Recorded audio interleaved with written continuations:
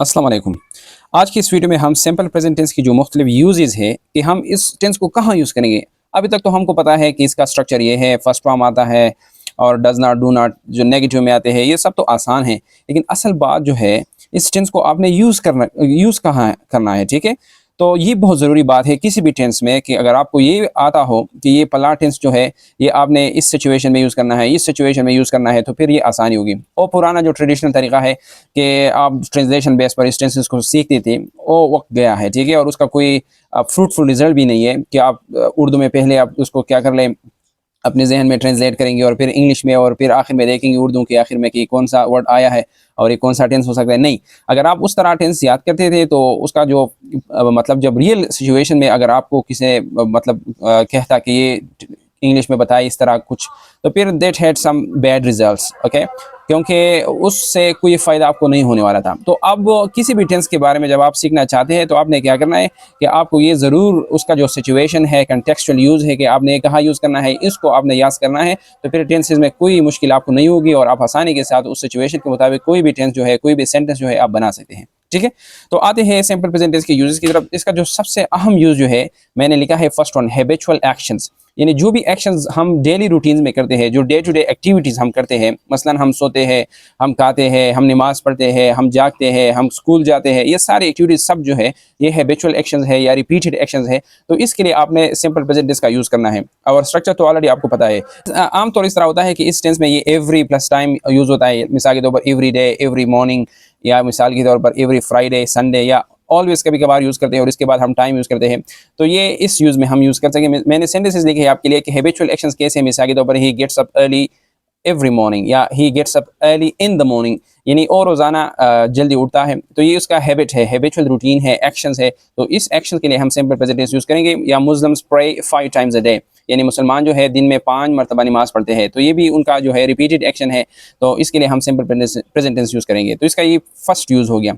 Second use इसका ये है कि हम सिंपल प्रेजेंट टेंस को जनरल स्टेटमेंट्स ऑफ फैक्ट्स और साइंटिफिक ट्रूथ्स के लिए हम यूज़ कर सकते हैं।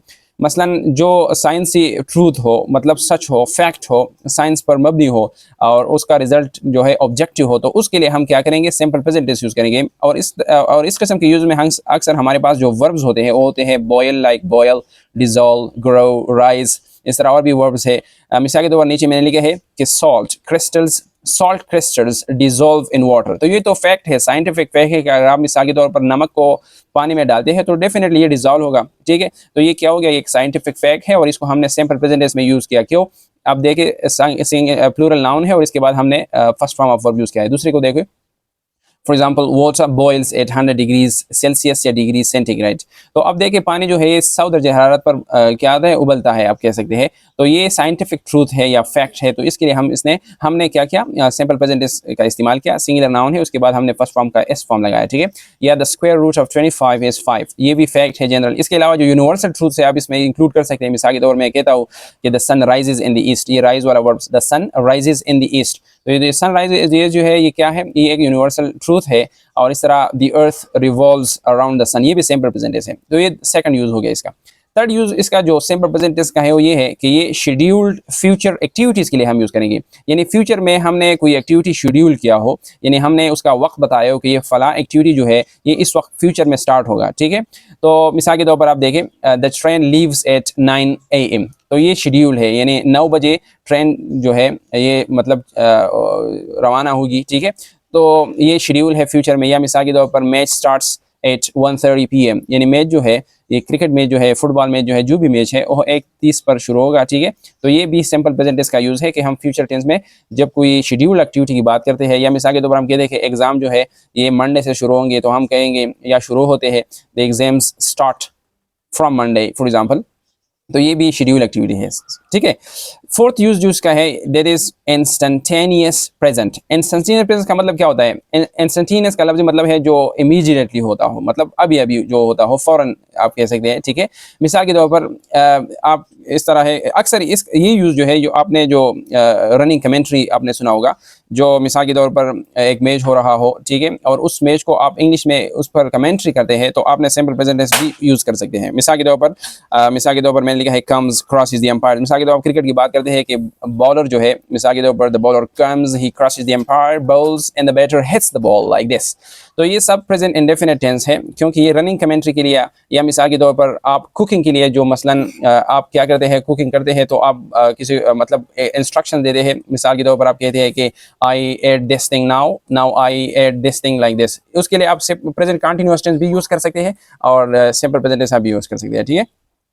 ओके, फिफ्थ यूज इसका ये है कि नरेटिंग पास्ट स्टोरीज। ये बहुत अहम यूज है कि कभी कभार इस तरह होता है कि एक एक्टिविटी पास्ट टेंस में हुआ हो, लेकिन आप उसको अभी नरेट करते हैं सिंपल प्रेजेंट टेंस में। मैंने लिखा है थोड़ा छोटी सी कहानी मैंने लिखी है, मिसाल के तौर पर देयर इज अ मैन, यानी ये पास्ट की स्टोरी है लेकिन हम सिंपल प्रेजेंट टेंस में यूज करें। There is a man, he is very poor, he works from dawn to dusk, he has one son, his son never helps him। तो ये देखिए, ये सिंपल प्रेजेंट टेंस का स्ट्रक्चर मैंने use किया है और कहानी जो है पास्ट टेंस की है। लास्ट यूज इसका ये है कि it is used in newspaper headline. ये बात भी याद रखिए कि जब भी किसी न्यूज़पेपर में सिंपल प्रेजेंट टेंस का हेडलाइन हो तो इसका मतलब ये होगा कि इसके नीचे जो कहानी लिखी गई है वो पास्ट टेंस में है, ठीक है। ये बहुत ज़रूरी है, आपने ये याद रखना है।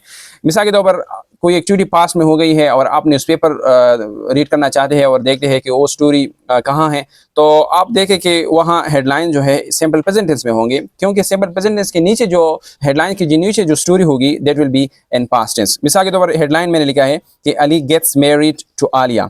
अब देखिए, ये तो हेडलाइन है सिंपल प्रेजेंट टेंस में, नीचे जो इसकी जो एक्सप्लेनेशन है या जो डिटेल स्टोरी है वो पास्ट टेंस में होगी। मिसाल के तौर पर इस तरह होगा कि for example Ali gets married to Alia, it will be a headline, and the coming story or the following story will be like this. For example, there was a marriage ceremony, and there was a marriage ceremony of Ali and Alia.